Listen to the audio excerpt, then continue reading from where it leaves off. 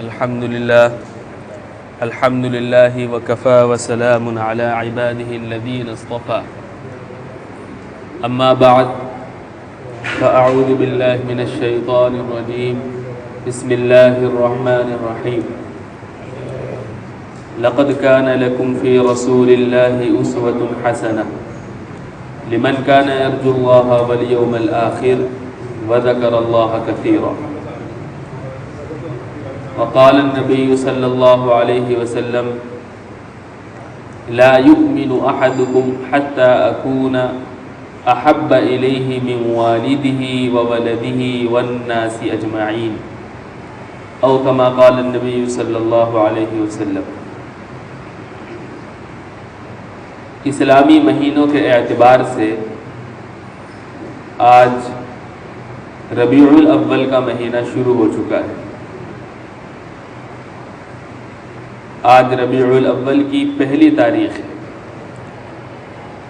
ربیع کا معنی آتے ہیں موسم بہار کے۔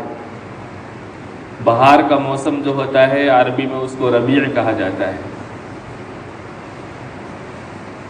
اس مہینے کا یہ نام اگرچہ آپ صلی اللہ علیہ وسلم کی آمد سے پہلے ہی سے ہے، لیکن آپ صلی اللہ علیہ وسلم کی آمد نے اس مہینے کو واقعتاً پربہار بنا دیا ہے۔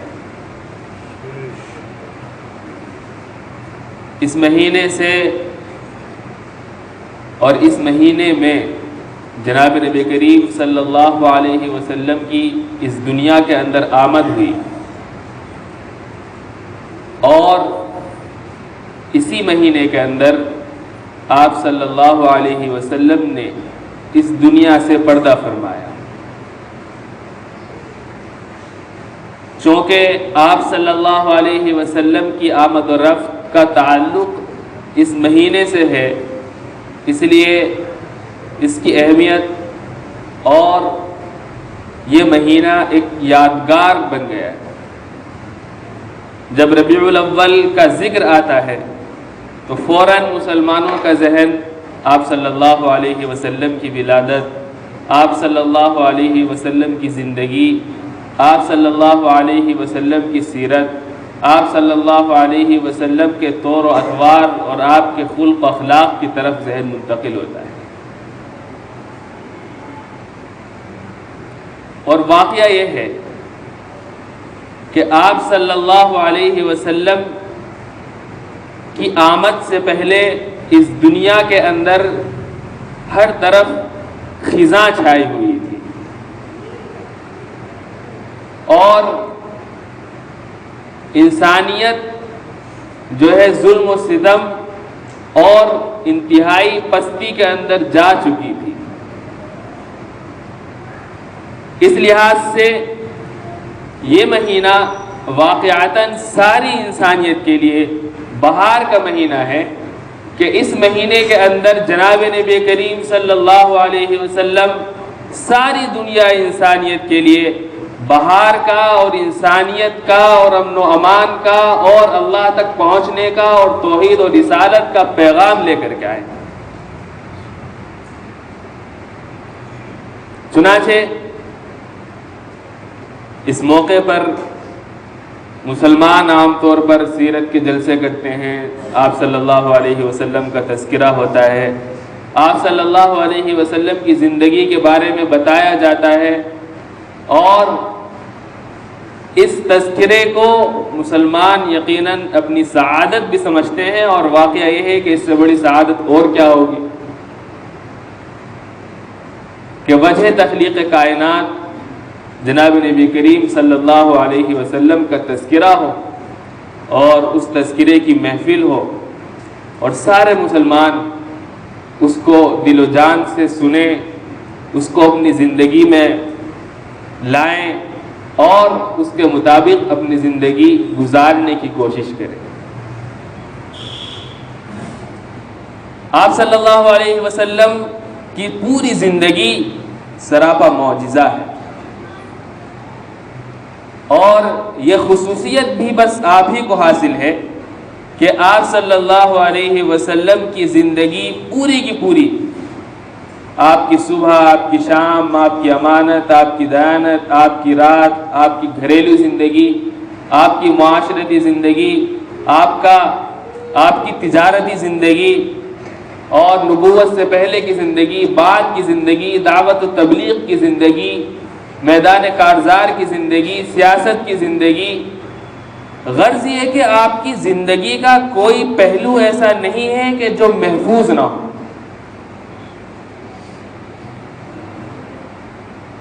آپ کی زندگی کا ہر پہلو محفوظ ہے، اور ہر پہلو کے اوپر اتنا لکھا گیا ہے کہ کسی اور ذات کے اوپر اتنا نہیں لکھا گیا. اتنا لٹریچر موجود ہے. اور ان لکھنے والوں میں صرف مسلمان ہی نہیں ہیں، بلکہ مسلمانوں کے علاوہ غیر مسلموں کی بھی بہت بڑی تعداد ہے جنہوں نے اپنے لیے یہ بات سعادت کے طور پر جو ہے وہ سمجھی ہے کہ ہم جو ہے آپ صلی اللہ علیہ وسلم کی زندگی پر کچھ لکھ رہے ہیں، آپ کی زندگی کے کسی پہلو کو ہم اپنی تحریروں کے ذریعے سے اجاگر کر رہے ہیں.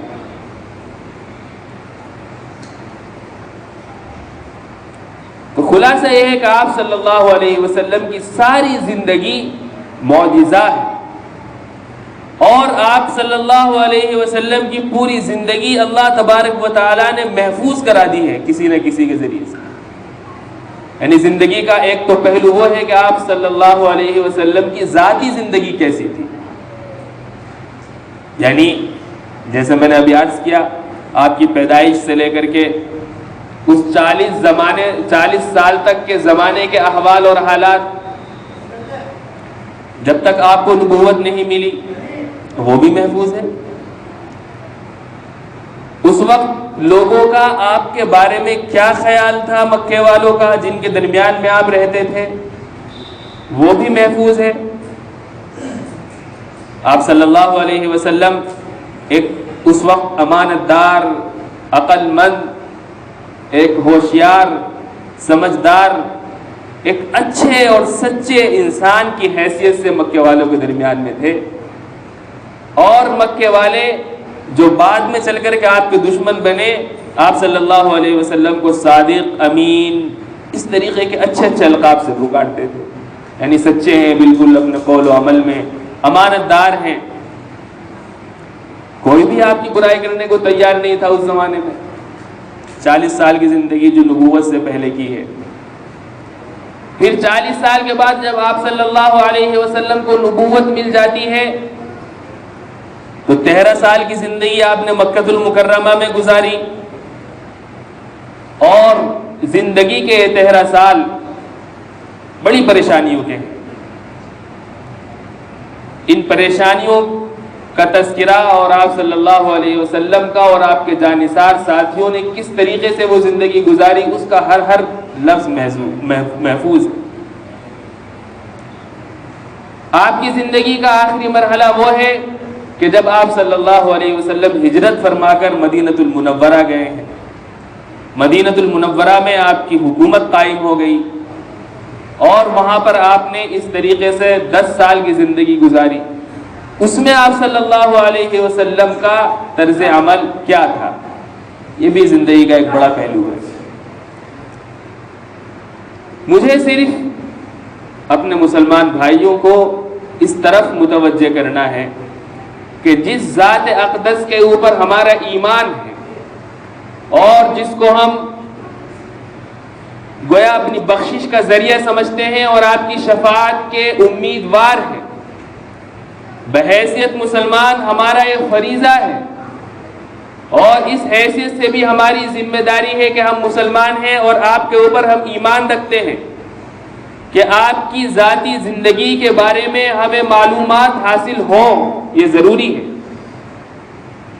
علامہ ابن القیم رحمۃ اللہ علیہ بڑے عالم گزرے ہیں 7ویں صدی کے، 8ویں صدی ہجری کے.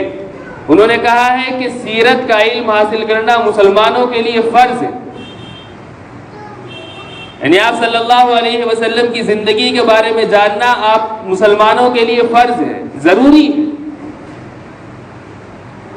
ظاہر بات ہے کہ آپ صلی اللہ علیہ وسلم کو ہمارے لیے اللہ تبارک و تعالیٰ نے آئیڈیل بنایا ہے، نمونہ بنایا ہے. لقد کان لکم فی رسول اللہ اسوۃ حسنہ، تمہارے لیے اللہ کے رسول میں بہترین نمونہ موجود ہے. جب ہمیں نمونے کے بارے میں پتہ ہی نہیں ہوگا کچھ کہ جس ذات کو ہمارے لیے نمونہ بنایا گیا ہے اس ذات کی زندگی اور اس کی تعلیمات اور اس کے جو اقوال اور افعال ہیں وہ کیسے ہیں، تو پھر ہم کیسے اس کی اتباع کر سکتے ہیں؟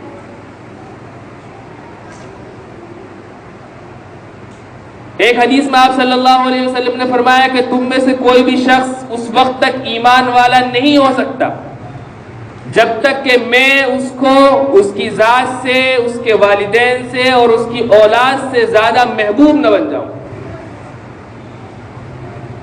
محبت تو کسی بھی شخص کی اس وقت مکمل طور پر آ سکتی ہے نا جب ہمیں اس کی زندگی کے بارے میں پتہ ہو، کیا کارنامے ہیں اس کے. محبت بلا وجہ تو نہیں ہوتی، کوئی نہ کوئی وجوہات تو ہوتی ہے نا، ان وجوہات کا ہمیں علم ہونا چاہیے. تو بڑا افسوس کرنا پڑتا ہے اس بات پر کہ مسلمانوں کو اپنے نبی کی زندگی کے بارے میں اکثر مسلمانوں کو کچھ نہیں معلوم.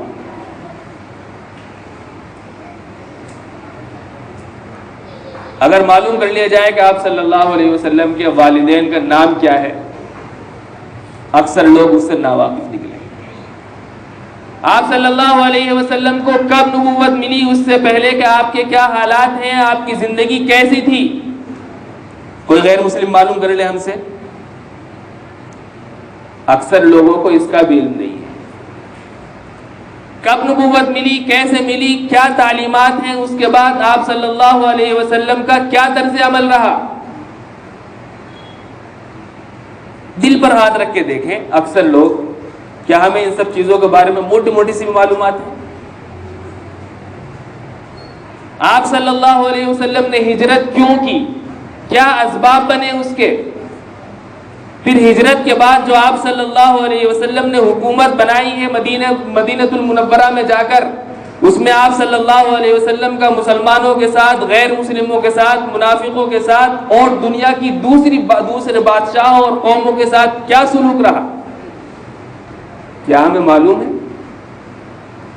صرف اتنے سے کام چل جائے گا کہ 10-5 منٹ کے لیے ہم نے کوئی بیان سن لیا حضور صلی اللہ علیہ وسلم کی زندگی کے بارے میں، یہ چند باتیں ہم نے تعریفی جملے سن لیے اور سن کر کے اپنے گھر چلے گئے، اس کے بعد میں ہمارے دل میں نہ کوئی تڑپ پیدا ہوئی اور نہ آپ کے احوال کو جاننے کے بارے میں کوئی احساس پیدا ہوا کہ ہمیں اپنے نبی کی زندگی کو جاننا بھی چاہیے. اس سے کام چل سکتا ہے؟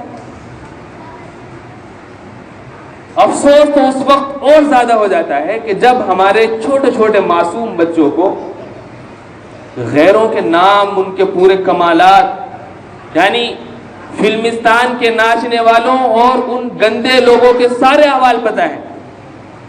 سارے نام بتائیں گے، فلاں یہ ہے اور فلاں کا کام یہ ہے، فلاں کی فلمیں اتنی ہیں اور فلاں کے کارنامے یہ ہیں، فلاں کے یہ ہیں. لیکن اگر اسی بچے سے اگر پوچھ لیا جائے بیٹا تم مسلمان ہو، مسلمان کے گھر میں پیدا ہوئے ہو، تمہیں پتہ ہے اپنے نبی کے بارے میں، تمہیں پتہ ہے نبی کے صحابہ کے بارے میں،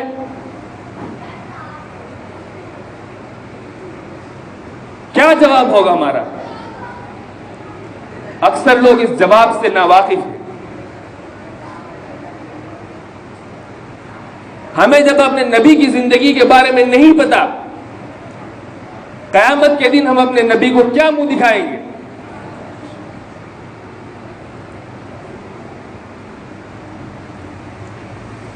اکثر بڑے لوگ بھی یا تو ہم پڑھتے نہیں ہیں، ہمیں کوئی شوق ہی نہیں ہے، اگر کبھی احساس دلایا جائے تو دل میں احساس بھی نہیں ہے کہ ہمیں کچھ پتہ نہیں ہے.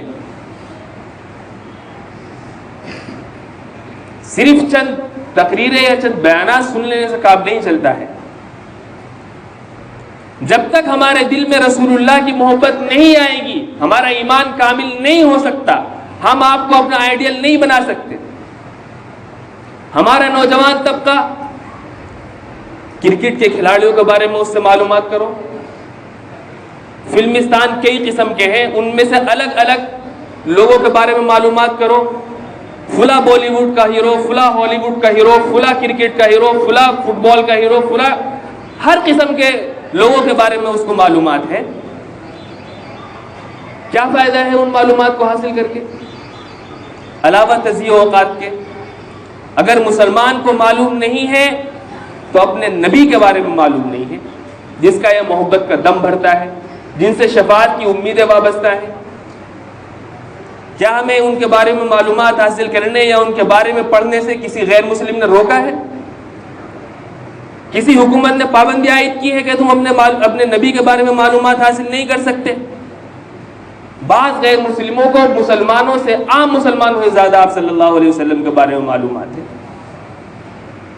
اور ان کا تو یہ منشا ہے دوسرے لوگوں کا کہ یہ مسلمان اپنے نبی کی زندگی سے کس طریقے سے کٹیں. ان کی مکمل تیاریاں ہیں کہ ان کا رشتہ رسول اللہ سے کاٹ دیا جائے. مسلمان اس کو نہیں سمجھتے ہیں، ان کے دل میں خیال نہیں پیدا ہوتا ہے کہ ہمیں یہاں دنیا میں جو بھیجا گیا ہے، رسول اللہ کی امت بنا کر کے بھیجا گیا ہے، آخر یہ رسول اللہ جن کی امت میں ہم ہیں یہ ہے کون؟ کیوں تڑپ پیدا نہیں ہوتی ہمارے دلوں میں؟ آپ سے اردو نہیں آتی، ہندی آتی ہے، ہندی میں بھی بڑا لٹریچر موجود ہے آپ صلی اللہ علیہ وسلم کی زندگی پر.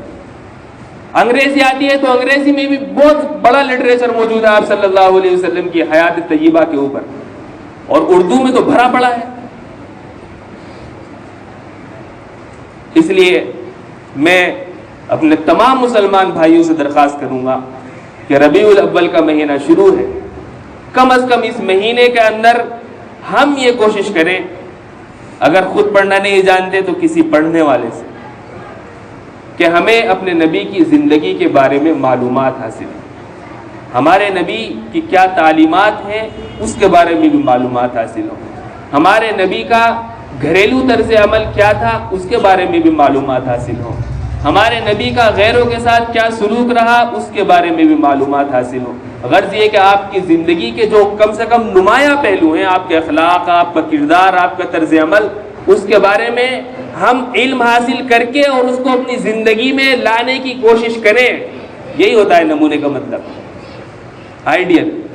ہمارے نوجوانوں کو چونکہ آپ کے بارے میں پتہ نہیں، اس لیے ان کو احساس بھی نہیں ہے. دوسرے لوگوں کے بارے میں پتہ ہے، اس لیے وہ جو ہے اپنا آئیڈیل اور نمونہ دوسرے لوگوں کو بناتے ہیں. جس طریقے سے دوسرے لوگ کپڑے پہنتے ہیں ہمارا نوجوان بھی پہنے گا، جس طریقے سے کوئی دوسرا آدمی بال رکھتا ہے تو ہمارا نوجوان بھی اسی طریقے سے بال رکھے گا، جس طریقے سے کوئی دوسرا آدمی اپنی پینٹ پھاڑ لیتا ہے تو ہمارا نوجوان بھی پینٹ پھاڑے گا. وہ چاہے اس کے نبی کی تعلیمات کے خلاف ہو چاہے موافق ہو، اس کو مطلب نہیں ہے.